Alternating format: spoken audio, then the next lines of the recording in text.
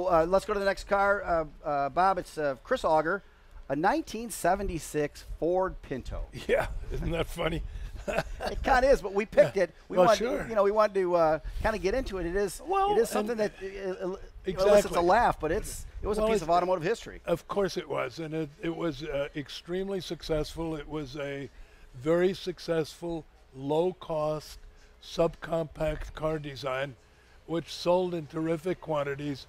And frankly, it was the trial lawyers that gave it a bad rap, because in those days, with the fuel tanks behind the rear axle, any car that you hit behind would cause the fuel tank to blow up or start leaking gas. So I think the Pinto was singled out for having a design that everybody else had as well, and it kind of hurt the car reputationally. But this appears to be a very well-preserved vehicle, a very well-preserved specimen of a vehicle that was a huge success for the Ford Motor Company. Well, let's learn a little bit more about this one, the 76 Ford Pinto, Chris Auger. Eric, over to you.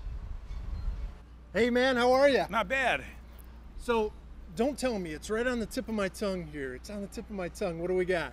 This is a 1976 Ford Pinto Runabout. 76 Yes. Pinto Runabout. How long have you had this? I've had this car for a little bit over 10 years. 10 years? Yes. Now, you love Pintos?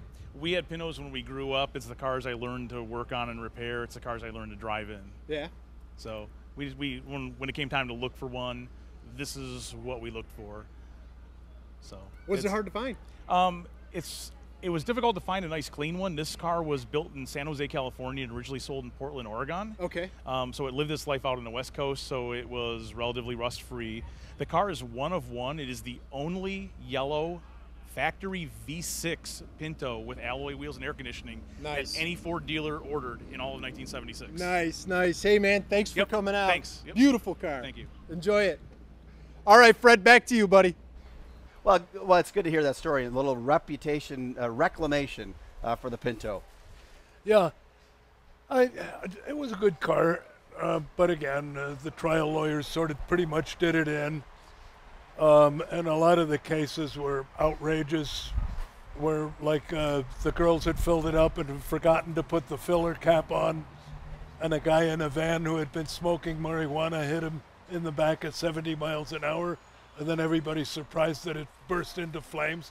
So this one actually, this one looks better than Pintos did when they were on the road, and one of the reasons is the owner, it looks like they've lowered it a little bit, and it's on late model aftermarket wheels, which are fatter and frankly more elegant, but it makes the car look better than it actually did when they were being sold.